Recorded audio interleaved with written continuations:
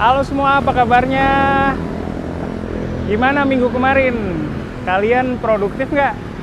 Kalau saya sih kayaknya lumayan produktif ya. Minggu kemarin saya dan Bintang harus ke klinik gigi karena ada gigi Bintang yang tumbuhnya nggak bagus. Jadi ada gigi baru yang tumbuh di belakang gigi lamanya. Gigi lamanya udah agak goyang, jadi saya pikir gigi itu bisa dicabut. Waktu konsultasi, dokter kasih saran untuk observasi dulu kondisinya selama 3 minggu. Dokter minta ke Bintang untuk goyangin giginya itu setiap hari. Terus waktu pulang dari klinik gigi, saya dan Bintang lewat pasar malam di pinggir sungai Banjir Kanal Timur. Di situ saya lihat ada lapak aksesoris motor. Saya mampir ke lapak itu dan lihat-lihat karet grip motor. Soalnya yang saya punya udah kotor banget. Saya mau beli lagi, soalnya kotoran grip itu nggak bisa hilang. Padahal saya udah coba cuci pakai sabun. Saya pilih yang warna hitam dan langsung dipasangin di tempat. Setelah dipasang, ternyata gripnya kekecilan dan nggak pas di stang motor saya. Saya nggak bisa tukar karena sudah terlanjur dipasang. Oh ya, minggu kemarin saya setiap hari ke kantor naik sepeda. Kalau pulang, saya harus lewat jalan yang macet. Waktu nyebrang, saya selalu dibantu oleh tukang parkir yang kerja di daerah itu. Saya nggak tahu namanya, tapi dia baik banget. Biasanya kalau tukang parkir selalu minta uang setelah parkirin mobil atau seberangin orang atau kendaraan. Tapi dia nggak pernah minta. Jadi kalau saya lagi bisa kasih uang ke dia, saya kasih agak banyak. Abang tukang parkir ini lucu banget. Dia selalu pakai aksesoris kayak anak muda.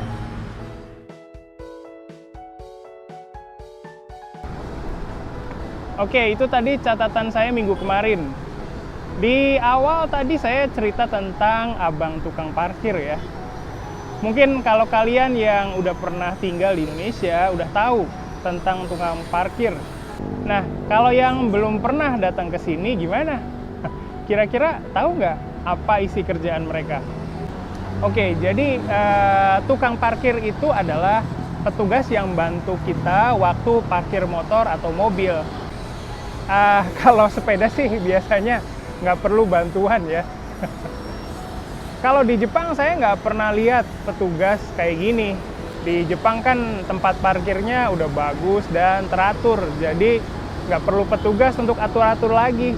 Kalaupun ada, kerjaannya paling cuma awasin tempat parkir aja ya. Pendapat orang Indonesia terhadap profesi tukang parkir ini macam-macam. Ada yang suka dan mendukung, tapi banyak juga yang sama sekali nggak suka. Nah, kalau saya masuknya di tengah-tengah. Di Indonesia, cari pekerjaan itu kadang buat sebagian orang bukan hal yang gampang. Jadi, daripada berbuat kejahatan, lebih baik kerja sebagai tukang parkir. Tukang parkir biasanya beroperasi di daerah di mana banyak motor dan mobil berhenti. Misalnya, minimarket, supermarket, restoran, toko makanan, atau daerah pertokoan lainnya. Mereka biasanya kerja bergantian, tapi bukan berarti mereka dipekerjakan oleh minimarket atau toko tempat mereka beroperasi ya. Biasanya tukang parkir ini punya inisiatif cari daerah yang punya potensi bagus. Terus mereka ngobrol sama yang punya toko atau minimarket, terus mereka mulai kerja deh. Kadang ada juga tukang parkir yang nggak ngobrol dengan yang punya toko. Mereka secara alami mulai bertugas di daerah parkiran. Kayaknya modal kerja mereka cuma keberanian dan peluit aja ya. Nah, tadi saya kan cerita ada juga orang Indonesia yang nggak suka dengan keberadaan mereka. Itu sebabnya karena sudah biaya kelasnya mahal, harus beli buku pelajaran yang ditentukan sekolah, dan juga harus repot-repot pergi ke sekolahnya. Padahal sudah berusaha, tapi tetap tidak bisa berbicara bahasa Indonesia. Kalau les privat, kita harus cari guru yang cocok dengan kita. Tapi ada juga guru yang tidak bisa berbahasa Jepang. Dan terkadang, kita harus membayar uang transportasinya juga. Lagi pula, bagi orang yang tinggal di desa, akan lebih susah untuk pergi ke sekolah. Banyak yang berpikir, asalkan kita sekolah atau les privat, kita akan langsung jadi bisa berbicara. Tapi itu salah. Apa boleh buat ya? Karena memang masih sedikit sekolah yang mengajar dengan sungguh-sungguh, berkualitas, dan memenuhi harapan. Kadang-kadang, ada hal yang tidak dimengerti dan gurunya tidak bisa menjelaskan dengan baik. Dan terkadang, murid hanya mempelajari buku yang ditentukan oleh sekolah, padahal tanpa guru pun bisa dilakukan. Maka dari itu, kita buat tempat di mana orang Jepang bisa belajar bahasa Indonesia. Inilah Japanesia Live College.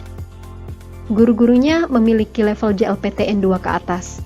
Kalian bisa belajar dengan laptop atau handphone di mana saja dan kapan saja. Bisa belajar tata bahasa, kepenulisan, lalu ada juga program free talk dan sebagainya. Pelajarannya diunggah ke website, jadi siapapun bisa menontonnya di waktu yang diinginkan. Dan tentu saja bisa diunduh agar bisa dilihat secara offline.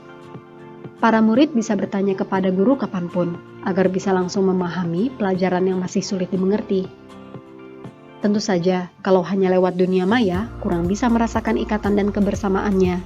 Maka dari itu, kadang-kadang kita adakan acara nongkrong ramah tamah antara murid-murid dan guru-guru Japanesia.